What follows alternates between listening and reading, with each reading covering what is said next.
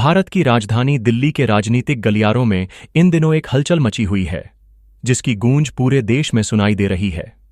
यह हलचल है देश के लगभग 78 लाख ईपीएस फाइन पेंशन भोगियों की दशकों पुरानी मांगों को लेकर।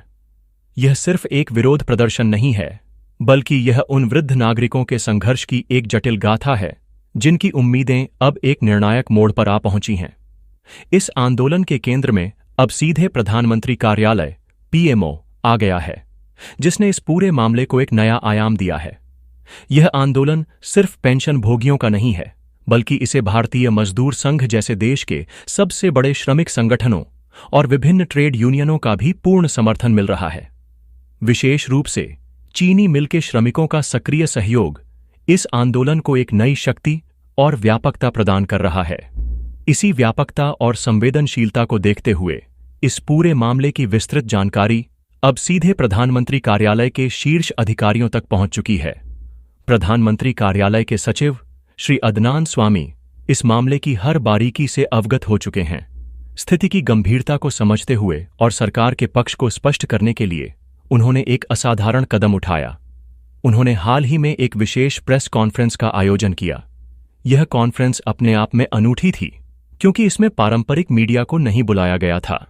इसके बजाय केवल उन सोशल मीडिया इन्फ्लुएंसरों को आमंत्रित किया गया जिनकी पहुंच करोड़ों लोगों तक है और जिनके माध्यम से लाखों ईपीएस 95 पेंशन भोगी नियमित रूप से अपडेट प्राप्त करते हैं। यह एक रणनीतिक कदम था, जिसका उद्देश्य सही जानकारी को सीधे और बिना किसी व्यवधान के पेंशन भोगियों तक पहुंचाना था। इस विशेष बैठक में श्री अदनान स्वामी ने सरकार की ओर से तमाम पहलुओं पर स्थिति साफ की। उन्होंने प्रधानमंत्री श्री नरेंद्र मोदी की नीतियों का एक विस्तृत खुलासा किया, जो विशेष रूप से ईपीएस 95 पेंशन भोगियों से संबंधित थीं। उन्होंने इस बात पर जोर दिया कि पेंशनरों की जो 4 सूत्रीय मांगें लंबे समय से लंबित हैं, उन्हें मंजूर करने की दिशा में प्रधानमंत्री के स्तर से किस प्रकार की कार्यवाही पहले ही शुरू की जा चुकी है। श्री स्वामी ने बताया कि इस प्रक्रिया को अब अंतिम रूप दिया जा रहा है और प्रधानमंत्री व्यक्तिगत रूप से इन मांगों को पूरा करने के लिए क्या कदम उठा रहे हैं, इसका एक खाका प्रस्तुत किया। यह स्पष्ट कर दिया गया है कि प्रधानमंत्री के विशेष सचिव के रूप में श्री अदनान स्वामी ने अब इस मुद्दे पर मोर्चा संभाल लिया है। उन्हें विशेष रूप से प्रधानमंत्री द्वारा इस कार्य के लिए नियुक्त किया गया है कि वे मीडिया को, विशेषकर नए युग के डिजिटल मीडिया को, इस संवेदनशील मुद्दे पर सरकार की योजनाओं और कार्यक्रमों के बारे में जानकारी दें। इस नियुक्ति के बाद श्री स्वामी ने ईपीएस 95 पेंशनरों से जुड़े हर पहलू पर, चाहे वह वित्तीय हो, सामाजिक हो या मानवीय, प्रधानमंत्री के स्तर से हो रही प्रगति की जानकारी उन सोशल मीडिया इन्फ्लुएंसरों को दी जिनसे लाखों पेंशन भोगी सीधे जुड़े हुए हैं। श्री अदनान स्वामी ने अपनी ब्रीफिंग में एक एक बात को बड़ी स्पष्टता के साथ रखा और पेंशन भोगियों के मन में उठ रहे हर सवाल का साफ साफ जवाब दिया। उन्होंने यह भी संकेत दिया कि ईपीएस 95 पेंशन की राशि में कितनी वृद्धि हो सकती है, इसे कितना और बढ़ाया जा सकता है और सबसे महत्वपूर्ण, यह कब तक बढ़ाया जा सकता है। इस संबंध में एक विस्तृत ब्रीफिंग सोशल मीडिया इन्फ्लुएंसरों को प्रदान की गई ताकि सही जानकारी पेंशन भोगियों तक पहुंच सके। इसी बीच पेंशन भोगी आंदोलन के सबसे बड़े चेहरे कमांडर अशोक रावत जी के नेतृत्व में आगामी 4 और 5 अगस्त को राष्ट्र की राजधानी दिल्ली के ऐतिहासिक जंतर मंतर पर एक विशाल धरना प्रदर्शन का कार्यक्रम निर्धारित किया गया है। इस आंदोलन की गूंज प्रधानमंत्री कार्यालय तक पूरी शिद्दत से पहुंच रही है। प्रधानमंत्री कार्यालय इस निर्धारित आंदोलन कार्यक्रम की हर छोटी बड़ी जानकारी पर पैनी नजर रखे हुए है। मामले की गंभीरता को देखते हुए एक स्पेशल टास्क फोर्स का गठन किया गया है, जिसका नेतृत्व श्री अदनान स्वामी को ही सौंपा गया है।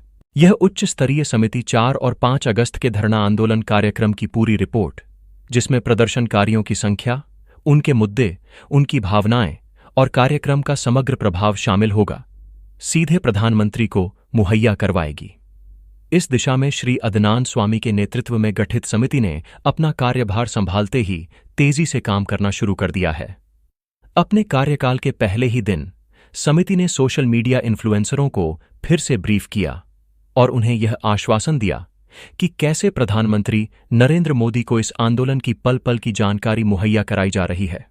उन्होंने बताया कि प्रधानमंत्री स्वयं इस मामले से जुड़ी तमाम फाइलों का गहन मुआयना कर चुके हैं। और जो भी शेष कार्य हैं उन्हें शीघ्रता से पूर्ण करने की प्रक्रिया में है। इस कार्य को गति देने के लिए ही प्रधानमंत्री नरेंद्र मोदी द्वारा इस विशेष दल का गठन किया गया है। यह दल आगामी 4 और 5 अगस्त को दिल्ली के जंतर मंतर पर होने वाले कार्यक्रम का जमीनी स्तर पर पूरा आकलन करेगा और इसकी एक विस्तृत तथ्यात्मक रिपोर्ट प्रधानमंत्री को सौंपेगा। सूत्रों के अनुसार प्रधानमंत्री श्री नरेंद्र मोदी पहले से ही इस बात का मन बना चुके हैं कि EPS 95 के पेंशनरों को उनका वाजिब हक मिलना चाहिए और उन्हें पूरा लाभ प्रदान किया जाना चाहिए। उनकी मंशा है कि पेंशन भोगियों की 4 सूत्रीय मांगों को, जिनमें न्यूनतम पेंशन में वृद्धि, महंगाई भत्ता और चिकित्सा सुविधाएं शामिल हैं, जल्द से जल्द मंजूर करते हुए इस पर अंतिम निर्णय ले लिया जाए। प्रधानमंत्री इन तमाम बातों का पहलू दर पहलू गहन अध्ययन करने के बाद ही कोई अंतिम फैसला लेने जा रहे हैं। लेकिन इसी बीच कमांडर अशोक रावत जी के नेतृत्व में इस देशव्यापी आंदोलन का आयोजन हो रहा है, जो मामले को एक नया आयाम दे रहा है। इस आंदोलन कार्यक्रम में देश भर से बड़ी संख्या में वरिष्ठ नागरिकों के पहुंचने की खबरें आ रही हैं, जो इस मुद्दे की व्यापकता और पेंशन भोगियों के दृढ़ संकल्प को दर्शाता है। इस स्थिति को देखते हुए प्रधानमंत्री नरेंद्र मोदी स्वयं यह चाहते हैं कि जब EPS 95 के पेंशन भोगी अपनी मांगों को लेकर दिल्ली पहुंचें तो उनकी पूरी जानकारी और उनके पूरे कार्यक्रम का लेखा जोखा उन्हें प्रस्तुत किया जाए।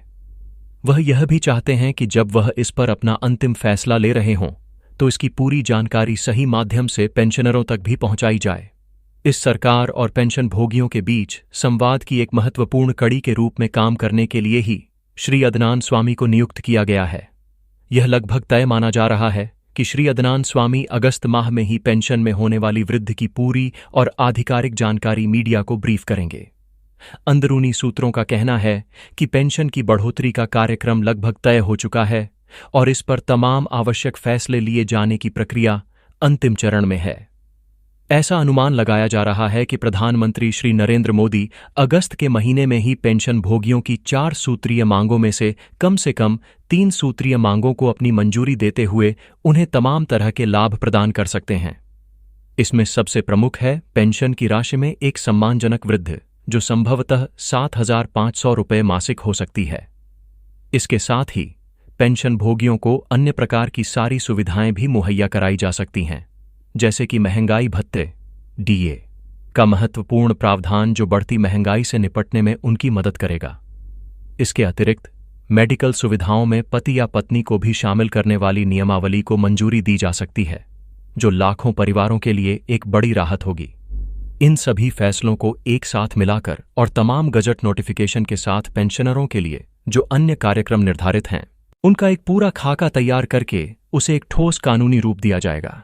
ये कानून देश के सभी 28 राज्यों और केंद्र शासित प्रदेशों पर एक समान रूप से प्रभावी किया जाएगा, ताकि किसी भी पेंशन भोगी को उसके अधिकार से वंचित न किया जा सके। एक बार जब यह एक कानून का रूप ले लेगा तो प्रत्येक माह पेंशन की राशि सीधे लाभार्थियों के खाते में DBT डायरेक्ट बेनिफिट ट्रांसफर के माध्यम से पहुंचनी शुरू हो जाएगी, जिससे पूरी प्रक्रिया पारदर्शी और भ्रष्टाचार मुक्त हो जाएगी। इसी विराट कार्य को सफलतापूर्वक संपन्न करने के लिए प्रधानमंत्री नरेंद्र मोदी ने अपने विशेष सचिव श्री अदनान स्वामी को यह बड़ी और महत्वपूर्ण जिम्मेदारी सौंपने का काम किया है। उम्मीद की जा रही है कि श्री अदनान स्वामी इस जिम्मेदारी का पूरी निष्ठा से निर्वहन करेंगे और देश के लाखों पेंशनरों को उनका प्रतीक्षित लाभ प्रदान करने में महत्वपूर्ण भूमिका निभाएंगे। यह समझना भी महत्वपूर्ण है कि यह सब फैसला किसी अचानक दबाव में नहीं लिया जा रहा है, बल्कि यह पहले से पूर्व निर्धारित कार्यक्रम के दायरे में ही है। सरकार के स्तर पर यह सब कार्यक्रम पहले ही तय कर लिए गए थे और अब केवल प्रधानमंत्री की औपचारिक सहमति ही बाकी है, जो संबंधित फाइलों पर उनके हस्ताक्षर के साथ ही अंतिम रूप में प्रकाशित हो जाएगी। पहले गजट नोटिफिकेशन को प्रकाशित करने की सारी जिम्मेदारी कैबिनेट सचिव श्री TDV सोमनाथन की अकेले की मानी जा रही थी, लेकिन अब इस महत्वपूर्ण कार्य में श्री अदनान स्वामी को भी एक बड़ी जिम्मेदारी सौंपी गई है, जिसमें वह श्री सोमनाथन का भरपूर सहयोग करेंगे। अब श्री TDV सोमनाथन और श्री अदनान स्वामी के कंधों पर संयुक्त रूप से गजट नोटिफिकेशन की सारी जवाबदेही सौंप दी गई है और यह सारा काम अगस्त माह में ही पूरा होना है। इस पूरी पृष्ठभूमि के बीच कमांडर साहब ने देश भर के पेंशन भोगियों से दिल्ली पहुंचने का आह्वान कर दिया है। कमांडर साहब के एक आह्वान पर देश के कोने कोने से पेंशन भोगियों की टीमें, जीवन के कई बसंत देख चुके वरिष्ठ नागरिकों के समूह आज दिल्ली के जंतर मंतर के लिए प्रस्थान कर चुके हैं। कल ही बिहार के पटना के ऐतिहासिक गांधी मैदान में एक बड़ी मीटिंग हुई थी, जिसमें यह तय किया गया था कि बिहार से बड़ी संख्या में पेंशन भोगी दिल्ली पहुंचकर कमांडर अशोक रावत द्वारा आह्वान किए गए तमाम कार्यक्रमों में पूरी सक्रियता से हिस्सा लेंगे। इसी तरह देश के अलग अलग राज्यों, चाहे वह महाराष्ट्र हो, केरल हो, पंजाब हो या पश्चिम बंगाल, हर जगह से वरिष्ठ नागरिक अपनी मांगों की आवाज बुलंद करने के लिए दिल्ली पहुंच रहे हैं। और इसी गहमागहमी के बीच प्रधानमंत्री का यह बड़ा फैसला सामने आ रहा है, जिसमें प्रधानमंत्री नरेंद्र मोदी ने श्री अदनान स्वामी के नेतृत्व में गठित समिति को यह स्पष्ट निर्देश जारी कर दिया है कि आप तमाम पहलुओं को ध्यान में रखते हुए जल्द से जल्द गजट नोटिफिकेशन तैयार करवाकर पेंशन वृद्धि की कार्यवाही को सुनिश्चित करने का काम करें। आने वाले कुछ दिन, विशेषकर 4 और 5 अगस्त, न केवल इन 78 लाख पेंशन भोगियों के लिए बल्कि पूरे देश के लिए अत्यंत महत्वपूर्ण होने वाले हैं, जो यह तय करेंगे कि अपने जीवन की सांझ में खड़े इन वरिष्ठ नागरिकों को सम्मानजनक जीवन जीने का अधिकार मिलता है या उनका संघर्ष अभी और लंबा चलेगा। पूरा देश अपनी निगाहें दिल्ली पर टिकाए हुए है, एक ऐतिहासिक फैसले की प्रतीक्षा में।